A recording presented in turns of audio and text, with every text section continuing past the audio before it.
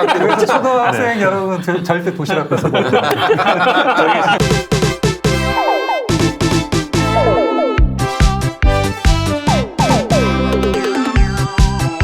비행기 라면 그렇게 맛있어요. 다 맛있으신 거 아니 나 진짜 물어보고 지금 보니까 다 맛있으신 것 같아요. 배를 타고 배라면이 맛있어요. 아니 너무 맛있는 거야 라면이. 이거 뭐 거기다 뭘 탔는지 모르겠는데. 그게 이제 아까 지루하다 그랬잖아요. 예. 제가 지루하면 제가 생각하는 게 뭐 먹을 거 없나? 이 생각이라서 더 맛있게 느껴지는 것 같고 두 번째는 기압 때문에 약간 이렇게 익는 면에 왜 우리가 이렇게 돌솥밥 만드는 것처럼 기압 때문에. 네, 그래서 좀 더 맛있다 그런 얘기가 있더라고요. 라면에 뭘 넣길래 맛있는 줄 아십니까? 뭐요? 보랑칠 이노큐를 아이고 넣었어요. 보낭치 이너큐. 네, 잠 못 주무시는 분들 많이 계세요. 네 그렇습니다. 네. 자 이분들께는 편안한 잠을 안내하는 이거 보낭치. 그거구나. 저 커피 캡슐인 줄 알았는데 캡슐하고 비슷한데 자 한번 이거 따서 먹어보도록 하겠습니다. 아이고 저 잠 못 주무시는 분들께 제가 먹어야겠네요. 네, 가져가시죠. 물 있으세요? 물? 물 요거예요. 물에 타서 먹어야 예, 돼요. 물 타서. 이거 원액 그대로 드시면 좀 그렇고. 여기다 커피도 그렇지 않습니까? 예. 네. 컵 타듯이 뭐 좀 채워서 드셔도 됩니다. 예. 아이고 그래요. 보낭칠 이노큐. 자 건강의 기본은 바로 잠 잘 먹고 잘 자는 건데요. 자 현대인에게 잘 먹는 건 이미 뭐 과잉 상태입니다. 뭐 덜 먹거나 열량이 적은 음식 요즘 많이 먹잖아요. 문제는 잘 자는 겁니다. 네. 자 잠이 부족한 분들도 많지만은 보통은 잠잘 시간이 부족해서가 아니라 꿀잠을 잘 수 있는 몸 상태가 아닌 분들이 많습니다. 자 보낭칠 이노큐는 자고 싶어도 쉽게 잠들지 못하고 잠이 들어도 자주 깨서 개운지 못하는 분들을 위한 제품입니다. 그러니까 조현민이한테 이걸 줬어야 했어. 아예 그냥 비행기를 타면 보랑칠 이노큐로. 특히 그 수면제를 장기간 복용하거나 수면제 복용을 고민하는 분들께 본황칠 이노큐를 적극 추천합니다. 전에요 정말. 예, 왜냐하면은 수면제가 가져오는 부작용이 장애가 있으면 많잖아요. 네, 예, 있어요. 금단 현상, 우울증 이런 것도 본황칠 이노큐로 녹이시기 바라겠습니다. 본황칠 이노큐는 제주산 황칠나무와 오가피를 주 원료로 만들어서 네. 몸에 부작용이 없는 생약 성분입니다. 특히 황칠나무 그 지지시황의 불로초로 추정될 만큼 예로부터 몸에 좋기로 소문난 약재고 뇌의 긴장을 풀어주는 효과가 있기 때문에 굉장히 유명한 약재입니다. 잠 때문에 고통받는 분들, 성격이 예민하고 밤에 잠 못 자고 낮에는 멍한 척잡니다. 특히 스트레스 받는 날은 잠들기가 더 어려운데요. 이노큐 마신 지 3주부터는 누우면 잠에 들고 아침에 일어나서 개운해요. 이노큐를 마시고 잔 날과 안 마시고 잔 날, 그 다음 날이 확 다르더라고요. 푹 자고 개운하게 일어나서 하루를 활기차고 생산성 높게 보낼 수가 있습니다. 네, 매일 밤 잠을 못 이뤘는데 이 보랑칠 마시고 꿀잠 자네요. 하나 신기한 건 보랑칠 마시고 자면 아침에 눈도 잘 떠집니다. 어이구. 이 숙면을 해서 피로가 더 잘 풀려서 그럴까요? 신기합니다. 이제는 보랑칠 없으면 잠을 못 자네요. 가격도 이 정도면 부담 없이 좋습니다. 앞으로도 가격 계속 유지해 주실 거죠? 보랑칠 정말 강추합니다. 네. 현재 김용민닷컴에서 초특가 이벤트가 진행되고 있습니다. 정가 8만 원, 인터넷 최저가 63,900원, 그러나 김용민닷컴 최저가는 52,000원. 모든 반으로 후려치는. 그렇습니다. 그렇습니다. 박창진 사무장님을 위한 편안한 잠을 위한 보낭칠 이노큐 많은 사랑 바라겠습니다. 외국 항공사는 어떻게 그런 상황을 만나게 된다면 어떻게? 제가 이제 저희가 비행을 하다 보면 편승 근무라고 해서 네. 저희가 이제 뭐 다른 항공사를 이제 타고 근무를 할 때도 있어요. 그래요? 네, 이제 오. 거기까지 가서 네. 이제 우리 항공기로 뭐 비행을 한다든지 이런 일들이 있는데 보면 제가 목격했던 것 중에 여러 가지 중에 하나는 그러니까 우리는 뭐 되지도 않은 이제 불만을 요구하면 네. 이 사람들이 받아줄 수밖에 없다라는 그런 이제 그 정서가 있잖아요. 네, 그래서 네, 네. 그래서 소위 말하는 그 갑질. 꼰대짓도 하고 갑질도 하고 뭐 라면 갖고 네, 옛날에 네. 뭐 또 맞아, 그러니까 맞아. 뭐가 안 된다 네. 그러면 이제 뭐왜 안 되냐를 꼬집다가 그 다음에는 네 표정이 좋지 않다. 그래서 너를 뭐 회사에 보고해서 너 벌을 주게끔 하겠다. 이런 식의 협박으로 이어지는데 외국 항공사는 이제 제가 한번 어떤 여자 승객이 짐을 무리하게 많이 가져와서 올려달라고 하니까 남자 승무원이 딱 얘기를 하더라고요. 그건 네 짐이고 너는 지금 규정에 어긋나게 많이 가져왔다. 근데 내가 여기 있는 200명, 300명이 있는데 그 지금 다 올려주면 나는 일을 못한다. 너는 비행기 한 번 타지만 나는 한 달에 10번, 20번을 탄다. 뭐 네 거니까 네가 올려라. 라고 얘기를 딱 해버리더라고요. 네. 와. 근데 우리나라는 욕망하면 네. 핸드백을 들고 와서 올려달라고 그래요. 근데 그걸 안 올려줬다고 컴플레인을 실제로 제기하는 경우가 상당히 많거든요. 근데 진짜 저도 신혼여행을 갔다 오다가 비행기 안에서 목격한 장면인데 그때 대한항공 타고 갔어요. 대한항공 타고 갔는데 이 갔다 오니까 좀 한국 분들은 좀 약간 좀 매콤한 게 땡기거든요. 외국 그 그치. 여행 오래 했으니까. 네. 근데 올 때 이제 비빔밥이 메뉴로 나오더라고요. 근데 비빔밥이 오는데 제 뒤에서 끊긴 거예요. 오. 다 떨었어 비빔밥이. 어이구, 다 이런 비빔밥을 다 했으니까.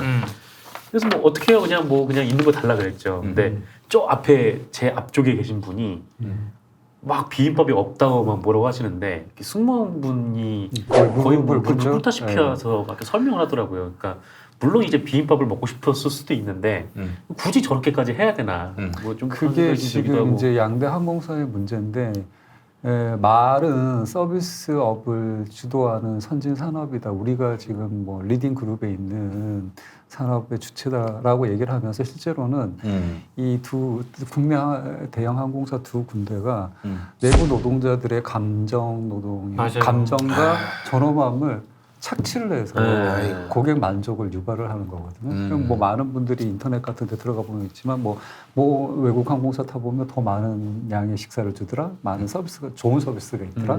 근데 그분들은 물질적인 걸 얘기를 하잖아요. 네. 그래서 여기는 물질적인 걸 아끼기 위해서 맨파워를 갈취하는 거죠. 여전히 지금 대한항공하고 뭐 아시아나 항공의 문제는 그 두 수장이 지금 어떤 사유들로 지금 잠시 공석이 돼 있지만 내부 문화가 바뀌지 않으면 안 된다.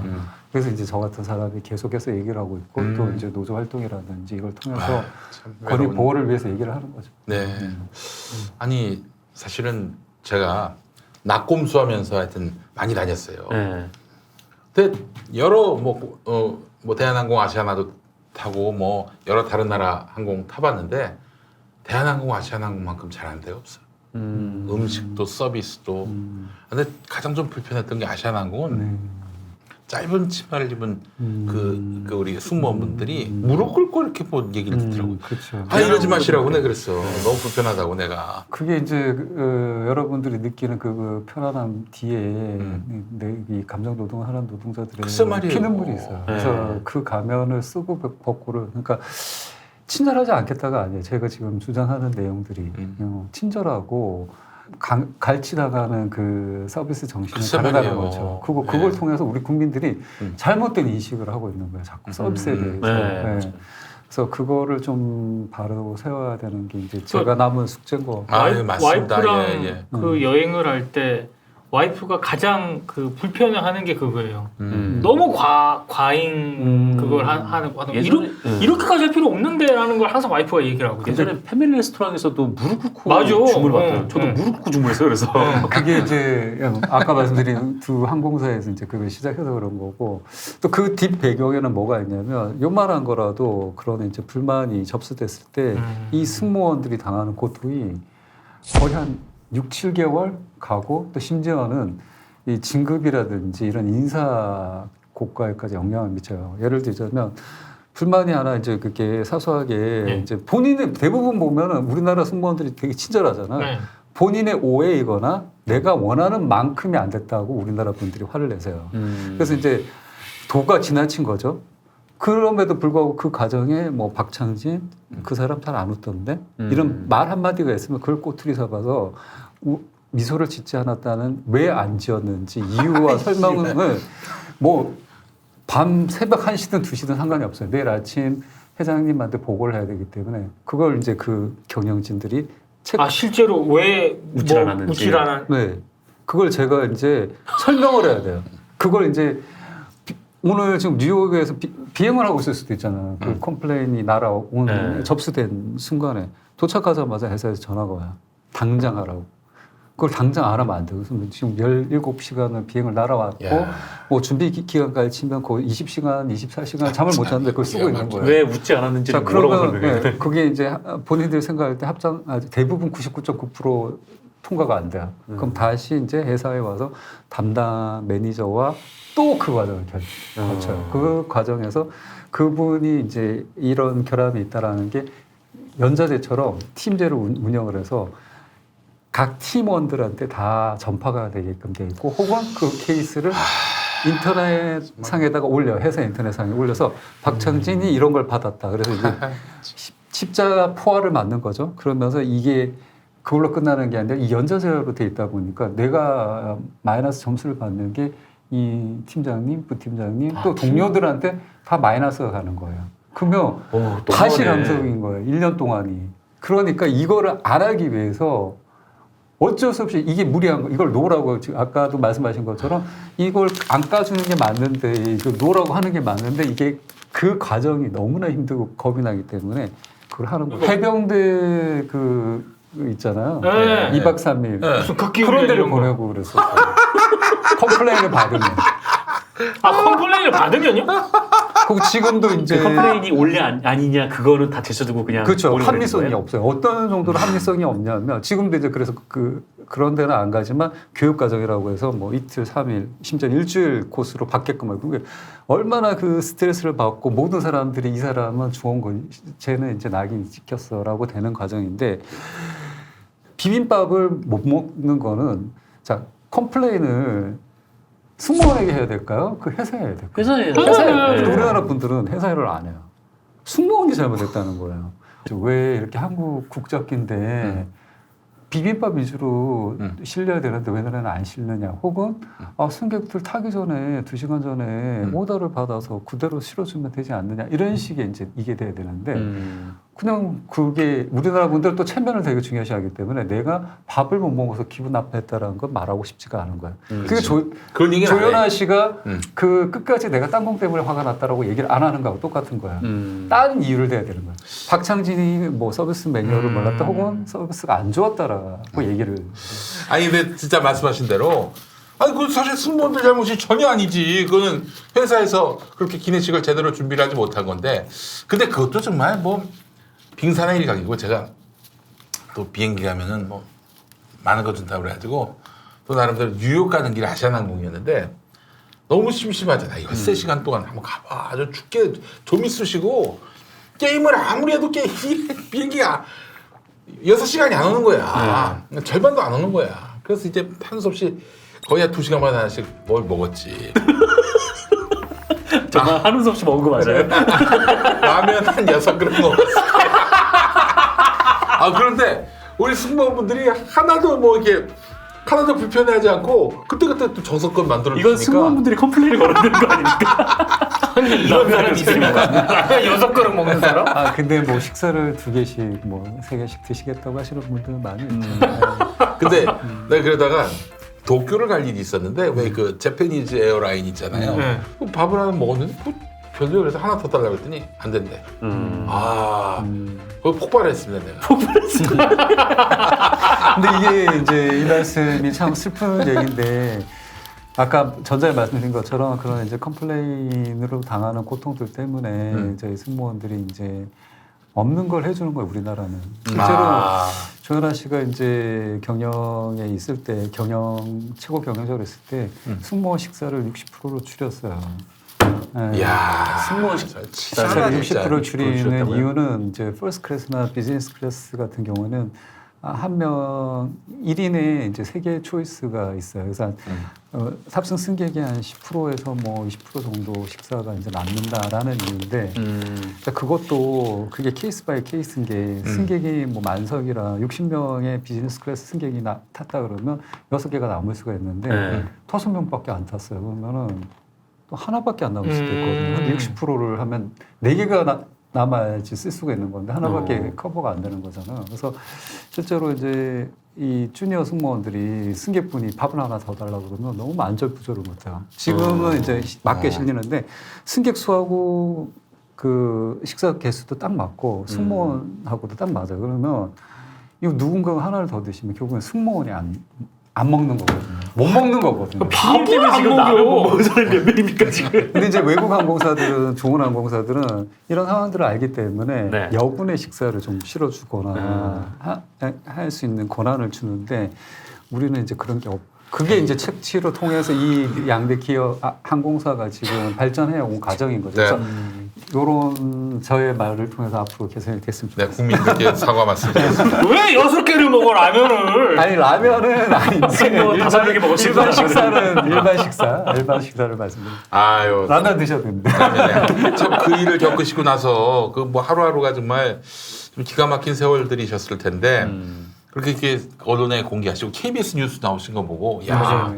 저분이 굉장히 큰 결단을 하셨구나 이런 생각이 들었어요. 그냥 그 사건이 딱 불거지고 그게 아마 그 제3자의 제보로 네. 알려졌었죠. 그러니까 이제 저희 승무원들이 이제 그 블라인드라는 앱을 통해서 블라인드. 이제 거기서 얘기를 하다 보니까 거기 기자분들도 들어와 계시고 하다 보니까 이제 이걸 취재를 하고 한겨레 신문에서 제일 먼저 맞아요. 이제 그렇죠. 보도를 했고 그 다음에 이제 뉴스에 나오기 시작했는데 저는 그 상황에서 이제 뭐 지금 말씀드리고 싶은 건 많은 분들이 그냥 박창진이가 갑자기 뭐 울컥해서 나왔거나 울분에 쌓여서 나왔거나 라고 생각을 하실 텐데 안 나올 수밖에 없는 상황이었다. 왜냐하면 이것도 이제 우리 많은 공익 제보를 하거나 하는 사람들에 대해서 이 사회 구조나 특히 미디어가 많이 생각해야 될 부분인데 그 당시에 이제 조연아라는 큰 성에 있는 공주님을 접근하거나 폄하할 수 없잖아요. 그러니까 만만한 상대인 저에게 끊임없이 이제 집을 찾아오거나 전화를 했었어요. 기자들이요. 네, 거의 24시간. 그러다 보니까 괴로워서 있을 수가 없고 그 사건이 이제 일파만파 이제 커지기 시작할 때 국민들의 이제 그 반감을 사기 시작함에도 불구하고 언론이 대하는 태도는 마치 제가 오히려 가해자인 듯이 죄인인 것처럼 이게 이제 우리나라 언론들이 되게 잘못된 부분인데 그러다 보니까 그 많은 언론을 제가 상대를 할 수가 없잖아요. 그럼요. 그리고 이제 예. 그때 느꼈던 공포감이 뭐냐면 이렇게 하다가 내가 이거 우리가 이제 뭐 세분은 아닐 수도 있지만 털어서 먼지 안 나는 사람 없고 또 그런 케이스를 많이 봤잖아요.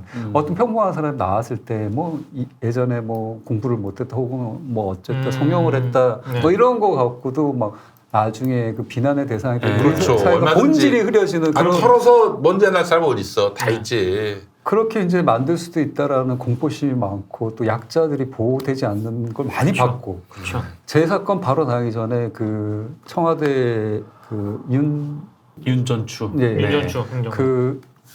그거 폭로했던 분들이 왜 두 분이나 자살하고 그러셨잖아요. 한 분이 오. 자살하셨잖아요. 네. 네. 맞아. 바로 전청 그게- 경쟁 나왔을 때. 그게 네. 석 달 전쯤이었던 것 같아요. 그래서 그걸 봐도 그 사람이 잘못한 건 없는데 그 사람은 그 문건을 뭐 유출한 죄밖에 없다고 할 수 있지만 사회적 공익적 목적이었음에도 불구하고 그 사람을 괴롭힌 건 나중에 언론들이 몰고 가는 방향을 보면 나쁜 사람인 것처럼 만들어 버리잖아요. 그래서 자살이라는 선택을 이런 가정들 여러 가지들을 볼 때 두려움이 있었고 그래서 어쩔 수 없이 그렇다 그러면 이제 내가 이게 마지막이라 그러면 이 억울하고 잘못된 거에 대해서 얘기라도 하고 끝내자라고 생각을 했던 것 같아요. 네. 그래서 이제 그때 언론이 우리 이런 피해자를 대하는 태도가 만만하다고 해서 너무 과해요, 우리나라. 제가 이제 외국 언론들하고 인터뷰를 해보면 네. 외국 CNN하고 이제 인터뷰를 했었는데 화상으로 이렇게 하는데 그분들은 처음에 접근을 본인 소개를 한 A4지 2장 석장을 해주세요. 그리고 링크를 다 달아놔요. 내가 이런 뉴스를 취재했었고 아시아와 관련돼서 이런 걸 했는데 그 마지막에 나는 너에게 이런 취지로 취재를 하고 싶은데 네가 마음에 있다면 나에게 답변을 달라라고 하지 무조건 굉장히- 전화를 하질 않아요. 근데 예. 우리나라는 뭐 얼마 전에도 어떤 그 대한항공 관련 소식이 있었을 때 제가 한 이틀 동안 계속 전화가 오는데 제 번호에 입력된 거는 1%도 안 돼요. 그냥 마구잡이로 그냥 번호를 알고 오는 거예요. 집을 찾아오는 것도 마찬가지예요. 시도 때도 없이 배를 그냥 누르는 거예요. 그러니까 이것도 갑질이죠. 네. 배를 눌러요? 예. 그리고 심지어는 요새는 이제 그 로비는 이렇게 로비부터 비밀번호가 있잖아요. 네네네. 그것까지 뚫고 들어와서 바로 대문 앞에서 제 집 방문 앞에 두드리는 거예요. 밤 12시 막 2시 인터뷰하자. 박찬진 씨 있는 거 안다. 박찬진 씨 있는 거 안다고? 네네. 무슨 범인이야? 그러니까 범죄자야? 그게 그죠. 이미 이제 경비실에 그래서 이제 나중에 제가 한번 경비실에 그 사건 중간에 기자들한테 이제 제가 어떤 동향이 있던 거 얘기를 하지 마라. 기자들이 너무 괴롭히나 자기도 있는지 없는지 그러다가 실수했다고 죄송하다고 그런 얘기를 하더라고요. 그래서 그런 게 좀 많은 그러니까 제가 이제 나와서 끊임없이 얘기하는 거에 대해서 우리 많은 국민들이 땅콩 또 얘기하냐? 또 뭐 조현아 또 심냐? 이런 식의 이제 반응을 보이는데 제가 지금에 와서 저는 뭐 그거 제가 이 단계까지 오는 동안 어떤 개인을 뭐 비난하거나 그분에게 싸움을 거는 걸 했던 건 전혀 없었고 이런 일들 이런 구조로 인해서 발생되는 문제 사회 문제에 대해서 얘기를 하다 보니까 그 속에 사람이 있는 거지 개인을 비난하기 위해서 온 건 아니고 그리고 지금 제가 계속 이런 말을 할 수밖에 없는 건 이게 개선이 안 됐다는 거죠 지금 상황에서도 네. 그렇기 때문에 저는 이미 표면화된 사람이고 또 뭐 다른 증인이라고 할 수 있는 우리 뭐 서지영 검사님 같은 분들도 네. 계속 그런 얘기를 할 수밖에 없는 게 그렇죠. 그런 거죠. 그래서 저희는 만나서 이제 동질감 참 많이 느끼는 게 똑같은 가정을 겪었기 때문에 그게 검사라고 해서 다르지 않더라고요. 저도 제일 처음에 이제 이런 일이 발생하니까 처음 사건 나고 3일? 일주일도 안 됐는데 갑자기 이제 가족들로부터 까똑이 왔는데 보니까 제가 제 찌라시라는 이제 내용에 찌라시. 그게 전 국민이 다 봤다는 거예요. 우리 누님이 이제 60대신데까지 왔으니 그러면서 이제 온 가족이 너 이제 어떡하냐 울고 불고 난리가 난 거죠. 근데 그걸 왜 만들었을까? 그걸 만든 사람은 이제 법정에서 이렇게 만나셨어요? 만난 건 아니고 얘기를 들어보니까 네. 검찰 측에서 얘기를 하는 거 보니까 이제 내부에 있는 노동자들이 이제 뭐 그 당시에 조현아 씨를 엄호하고 있던 뭐 간부와 협작이 돼서 보나마나지 보나마나 만들어낸 이제 얘기였는데 마타도네. 네 그렇죠. 네. 자 그런 게 저도 마찬가지지만 또 서지영 검사님 같은 검사도 그쵸, 똑같은 그쵸. 그런 보면은 맨날 나오는 게 뭐 원래 날라리 검사. 맞아요. 근데 날라리 검사가 있을 수가 있나요? 그러면 검사가 아예 안 됐겠죠. 공부도 안 하고 돌았을 테니까. 아니 서지영 검사님을 아는 분들 얘기가 한결같이 정말 법밖에 모르는 뭐 그런 표현을 씁니다. 법순이 아무것도 그냥 뭐 오로지 그 법에 대해서만 공부했던 분이지 무슨 그런 마타도어처럼 그 뭐 그런 내용들은 전혀 아니라는 거예요. 전혀.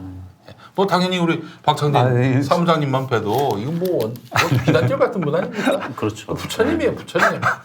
아니 그건 생보살. 그건 아닌데 이제 미륵. 그만큼 그 찌라시에 나올 만큼의 사람은 아니었다는 거죠. 그리고 이제 사소한 흠결이 있을 수가 있잖아요. 우리가 뭐 예전 뭐 학교 다니면서 욕 한 번 안 했던 사람 없었을 거고 청소년기에 뭐 1차 대봤을 욕은 좀 많이 해가지고. 이제 그런 걸 저 학창 시절뿐만이 아니잖아요. 그런 걸 각색해서 사회에 융통시키고 그걸 통해서 이제 진실을 왜곡하려고 한다는 거, 그게 또 통하는 사회라는 걸 안다는 거, 이게 문제라는 거죠. 그래서 그런 건 안 돼야 되고 그런 걸로 인해서 저 같은 피해자가 발생합니다라고 얘기를 하다 보니까 거기 어쩔 수 없이 사람이라는 이제 대상이 생겨서 마치 사람을 비난하는 것처럼 여기시는데 그게 아니라는 것 오늘 다시 한번 말씀드립니다. 아이고. 아니 근데 진짜 사무장님 얘기 들으면서 이런 그 찌라시 있잖아요. 네. 그걸 가장 많이 유통시키는 인간들 가운데 하나가 기자들이에요. 기자들.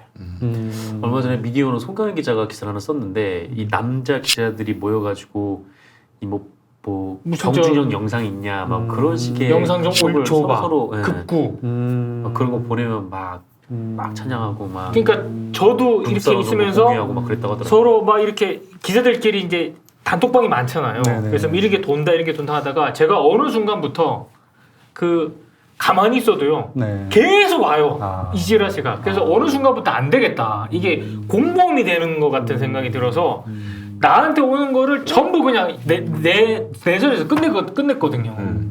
이게 기자들이 너무 많이 찌라시를 공유해요, 진짜. 그것도 그렇고 그 언론 환경이 굉장히 척박했던 시절에 그러니까 진실을 보도할 수 없었던 시절에 이 너무 뭐랄까 독버섯처럼 번진 관행이에요. 그러니까 어차피 언론에 나오는 거는 다 걸러진 내용들이고 이 음성적으로 지하에서 돌고 있는 이 정보가 진실이다라고 판단하니까 이 가짜도 마타도 되게 그런 또 찌라시들이 이제 산업화가 돼가지고 맞아.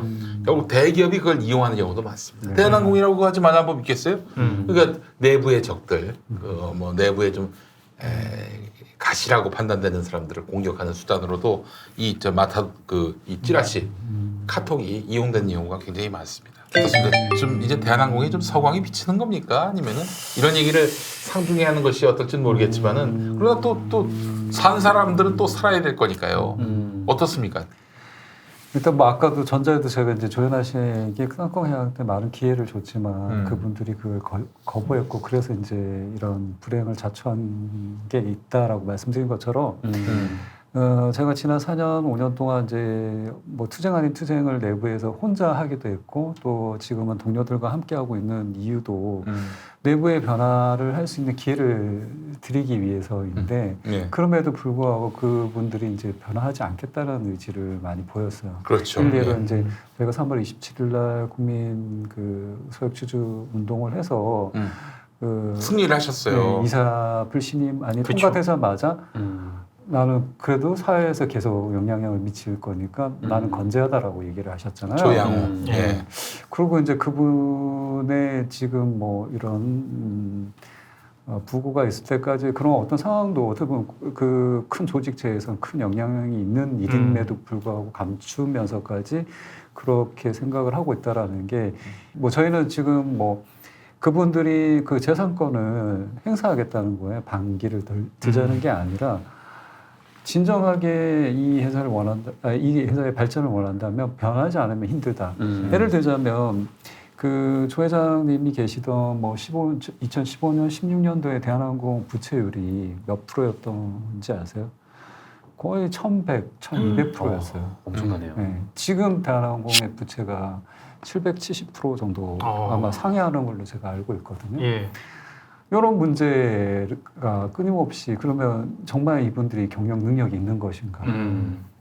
뭐 이런 얘기를 하면 또 어떤 분이 그럼 네가 해봐 잘하는 제가 하자는 게 아니라 그렇다 그러면 정말 전문 경영인에게 맡겨서 경영을 할 사람은 경영을 소유와 경영을 분리하고 또 이런 이제 갑질 행태에 아까도 많이 말씀을 드린 컴플레인 하나 뭐 조차 그걸 가지고 그 내부 직원들의 를 노동력을 갈취해서 부를 취득하려고 하는 행태가 아니라 저희가 이제 얼마 전에 조원태 사장을 저희 직원연대라는 노조 이름으로 노동부에 고발을 해서 지금 진행되는 상황이 있는데 뭐냐면 저 같은 경우도 10년 넘게 정식 휴가를 가본 적이 없어요. 아프지 않으면 휴가를 주지 않는 거예요. 이유는 단 하나. 승무 인력이 부족하다. 끊임없이 부족하다는 거예요. 왜 부족하냐. 알고 봤더니 뽑지를 않는 거죠. 이만큼의 노선이 늘어나고 비행기를 샀으면 1000명에서 2000명, 지금 대한항공 한 2000명 정도의 승무원을 더 뽑아야 되는데 뽑지를 않는 거예요.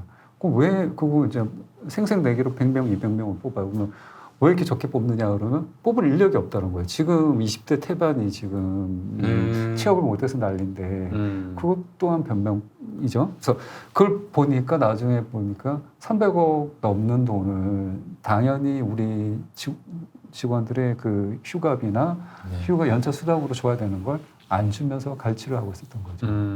그게 지금 이제 노동부를 통해서 고소 고발이 들어가서 지금 검찰에 가 있는 상황인데 이런 식의 이제 경영을 할 거면 국가를 위해서도 좋지 않잖아요. 제가 경제 전문가는 아니지만 감히 말씀드리자면 우리나라가 지금 세계 10위의 경제 대국이라고 하는데 지금 노인 인구들이나 20대들의 그 경제적 빈곤은 점점 더 커지고 근데 이게 우리가 할 수 없어서 못하는 게 아니잖아요. 일부가 너무나도 많은 걸 가져가고 나누지 않으려고 하는 풍토 때문에 이 작은 파이 속에서 서로 살려다 보니까 결국은 뭐 조현병을 핑계로 한 욱하는 범죄도 일어나고 또 우리 서로를 아끼거나 이러지 못하고 단편적인 찌라시 같은 거에만 익숙해지는 국민 문화로 저급하게 바뀌고 있는 게 우리의 미래를 위해서 좋을 수 있는가? 이런 걸 생각했을 때 대한항공의 미래도 마찬가지라는 거죠. 그래서 이제 그런 변화의 의지가 없다 그러면 지금 상태는 아직 그분에게 넘어간 것도 아니고 어떤 뭐 아까 말씀하신 거대로 아직 상중에 있기 때문에 그 단계로 넘어가지 진전이 안 됐기 때문에 모르겠으나 저희는 끝까지 또 저 박창진을 비롯한 저희 직원 연대 조직은 끝까지 견제하고 거기에 대해서 감시하는 역할을 하면서 정말 대한항공을 사랑하는 사람들이 어떤 행동을 하는지 보여줘야 되겠죠. 네, 그럴 마음입니다. 저는 대한항공에 이런 노동 정의도 필요하지만은 기본적으로 대한항공, 아시아나항공 국민의 생명을 위탁하는 거 아니에요? 그쵸. 대한항공하고 아시아나항공에서. 그쵸. 근데 이딴 식으로 거기 그 오너의 놀이터가 돼버리는 이런 구조라면은 그래서 승객은 물론이고 우리 승무원분들의 안전까지 위협받는 이런 상황까지 갔다면은 이거 회수해야 됩니다 국가가. 응? 이거 회수해야 돼. 난 그렇다고 봐요. 이게 이런 리더십의 문제로 인해서 지도력의 공백, 부재, 타락으로 인해서 만약에 안전사고라도 나봐. 이게 얼마나 끔찍한 일입니까? 그래서 저는 대한항공을 국유화해가지고 사장 박창진. 너무 좋겠다. 생각까지. 형님. 갑자기 제가 형님. 제가 형님인가요? 죄송합니다. 웃기려고 하는 겁니다. 제가 이게 진지하게 받아들이려다가 제가 욱할 뻔. 제가 땅콩을 그냥 안 그래도 계속 박창진 사무장님 주워. 계속 먹어요. 그래서 지금. 아니 근데 진짜 저는 뭐 이게 박창진 사장 이거 웃기려고 한 얘기지만은 기본적으로 이게 그런 국민의 생명과 안전을 책임질 자격이 없다 그러면은 그거는 진짜 뭐 여러 가지 따질 거 없이 바로 회수를 해야 된다고 저는 봐요. 저희 국민의 안전과 관련된 이런 뭐 운수어, 뭐 항공어 이런 직종들은 진짜 여기도 소유와 경영을 좀 분리하는 건 어떨까라는 생각이 좀. 그렇죠. 네, 아니 근데 들더라고요. 다른 걸 다 떠나서 자본주의 사회에서 오너 리스크가 생기면 주주들이 책임을 물어서 오늘 바꾸면 되지 않습니까? 근데 내가 물어봤지. 아니 조양호 씨도 이제 욕심 버리고 그냥 소유만 하면 어떠냐. 경영은 좀 전문가들한테 맡기고 했더니 받는 월급, 또 퇴직금 이거 놓칠 수가 없기 때문에. 그것도 제가 봤을 때 주총이라든가 이런 거에 더해서 오너들이 받는 이 연봉 있지 않습니까? 이런 것도 제한해야 돼요. 최고임금제를. 아니, 최고임금제. 아니 이게 밑도 끝도 없잖아 지금 네. 받는. 그래서 이제 제가 그 이번에 국민 그 주주권 소액 주주권 운동을 하면서 이렇게 참 안타까운 우리나라의 이제 경제 시스템이라고 생각을 했는데 예를 들자면 아까도 말씀드린 것처럼 승무원이나 현장 근무하고 있는 직원들이 요만한 이제 실수를 했을 때는 정말 탈탈 털듯이 해서 네. 책임을 지게끔 하는데 자 예를 들면 저희도 이제 사회 이사 제도라는 게 있잖아요. 네. 그게 이제 견제와 감시를 위해서 했던 거고, 근데 이게 그냥 거수기 형태, 그냥 말뿐인 정책. 아까도 말씀드린 그렇죠. 우리나라 예. 사회에서 가장 문제는 실효성이 없는 뭐는 다 있다는 거죠. 근데 그게 적용이 안 되는 건데 예를 들자면 조현아 씨가 대한항 땅콩 해양 사건이 일어났을 때 12억에서 14억 정도를 변호사비로 지불을 했는데 그 돈이 대한항공이 냈다. 대한항공에서 냈어요. 대한항공에서. 그러면은 이사라면 어떻게 해야 되나요? 페임이 찍어놓고 페임이죠. 이거에 대해서 당연히 이거 배임 아니냐, 이거 어떻게 된 건지 조사해 달라라고 본인들이 뭐 네. 나서서 얘기를 해야 되는데 아무도 한 사람이 없다는 거죠. 그래서 이런 얘기를 또 하는 제가 이제 이런 얘기를 하면 네가 주인이냐 또 이렇게 얘기를 하는 거죠. 그래서 일을 시킬 때는 네가 주인이니까 더 열심히 해야 돼라고 얘기를 하죠. 그래서 우리 사회가 그만큼 뭐 에이. 소위 말해서 부패돼 있는 거죠. 아 진짜 빨리 그- 노동이사제를 사회이사, 시켜야. 감사 이런 들을 다 측근 앉혀놔서 그래. 그래서 저는 사장님보다 사회이사를 제가 해야. 아니 하셔야 돼요. 사내이사죠. 사내이사. 죄송합니다. 이건 감사해야 돼 감사. 그게 이제 노동이사. 견제가 없을 때 어떤 일이 일어나는지를 보여주는 거고, 그걸 확장시키자면 제가 요새 이제 네가 언제부터 노동운동했다고 노동조합 지부장하고 무슨 노동 얘기야. 이렇게 얘기를 하시는 분들이 있어요. 악플들 중에. 근데 우리 사회에 그런 어쩌면 이제 시끄러운 존재일 수도 있죠. 자꾸 내가 알고 싶지 않은 거에 대해서 얘기를 하고 불편하게 만드니까. 하지만 그런 견제가 있어야지 사회가 건전해지는 그렇습니다. 거고, 또 저 같은 내부 또 뭐 공익 제보자들이 자꾸 나와서 그렇죠. 박창진 뭐 닮아서 저렇게 얘기를 하냐, 너 뭐 나이가 몇인데 TV에 자꾸 나오냐, 뭐 이런 얘기들을 하시는데 그게 아니라 이게 자꾸 얘기가 되고 경각심 잃어야지 나중에 또 그 정화가 되고 네. 견제가 된다라고 생각을 합니다. 그 사무장님이 하시는 의로운 일, 이런 의로운 일에 있어서 야지 거는 애들이 누군지 아시죠? 발목 잡는 애들 다 아시죠? 누군지? 모르겠는데 다 그 저기 혹시 거신 적 있어요? 아예 별 말씀 다 댓글 하세요. 다신 적 아니 있으시죠? 아니 저는 댓글 전혀 안 달고. 회복만 합니다. 근데 저 확실한 거는 박창진 사무장님한테 공격하고 마타도 유포하는 놈들이 누구겠어요? 생각하시는 그 놈들 맞아요. 100% 그 놈들이에요. 초등학교 때 그 친구구나. 제가 도시락을 한번 뺏어 먹었어요. 감사합니다. 아니, 아니. 알게 주셔서. 철벽이시네. 그 놈들이 확실합니다. 그렇기 때문에 그런 놈들이 뭐 언제부터 노동운동 했냐고 그럼 지들은 노동운동 했어? 어? 뭐 그런 전혀 그런 애들이 아니거든. 하여튼 행동을 막기 위한 그런 친구들이기 때문에 이런 친구들의 이야기에 대해서는 그냥 한 귀로 흘려버려요. 걔네들이 얘기하는 것이 때론 합리적일 수도 있는데 그런 걸 개무시해야 돼. 의도 자체가 그랬던 놈들인데 무슨 그런 얘기를 귀 기울일 이유가 전혀 없다고 생각을 합니다. 예. 그래서 저희 같은 이제 이렇게 표면화된 이런 뭐 공익 제보자들이 입장이 참 곤란해요. 나와서 사소한 실수라도 하게 되면 그게 이제 그 평범한 일일 수 있잖아요. 뭐 술 먹다가 뭐 하다 보면 옆 사람하고 싸울 수도 그 있고 세월호 참사 제가 원하지 않았는데 싸움에 말릴 수도 있고 그렇죠. 네. 그런 상황이 왔을 때 너무 이제 두려운 거죠. 그래서 일상생활을 하기가 참 불편하다. 세월호 참사 라는 게 유족들 뭐 저기 술 마시고 뭐 근처에서 한번 뭐 밀고 뭐 대리운전 기사하고 네, 한번 그런 대리운전. 일 있었잖아요. 네. 기억이 안 나는데 있어요. 그게 이런 게 뭐겠어요. 세월호 유족들은 알고 보니까 인간들은 개판이고 뭐 애들에 대해서 뭐 정말 그 죽음을 안타까워하는 일반적인 유가족이 아니라 저 돈만 바라는 그런 뭐 이런 이미지를 만들려고 하는 맞아요. 그렇죠. 그 세력이 누구야? 뻔하잖아요. 초등학교 동시. 도시락 뺏어 그분들 초등학교 그래서 초등학생 여러분 절대 도시락 뺏어 먹어요. 성장이 요새 급식합니다. 그래요. 간식 뺏어 먹어요. 예. 알겠습니다. 아유 오늘 이렇게 박창진 사무장님 모시고 좀 너무 뭐랄까요 몰랐던 얘기들 많이 알았고 특히 우리 한국 언론들 이 하이에나와 다름없는 그러게요. 이자들의 그 아주 그 바뀌지 않은 그런 행태들도 그리고 적나라하게 또 고발해 이게 주셨어요. 사실 말씀해주신 내용이요, 진짜 저 무거운 내용이거든요. 네. 근데 무거운 내용을 너무 재밌게 진짜 보살이 맞으신 것 같아. 생미륵이니까 생미륵. 진짜 책에는 더 재밌게 썼어요. 부처님. 아니, 책이 더 재밌다는 얘기예요. 덤덤하게 말씀해 주셔서 그게 더 고마운 것 같아요. 자 다시 한번 책 제목. 책 제목 플라이백. 플라이백. 네, 플라이백. 박창진 저 플라이백. 어느 출판사?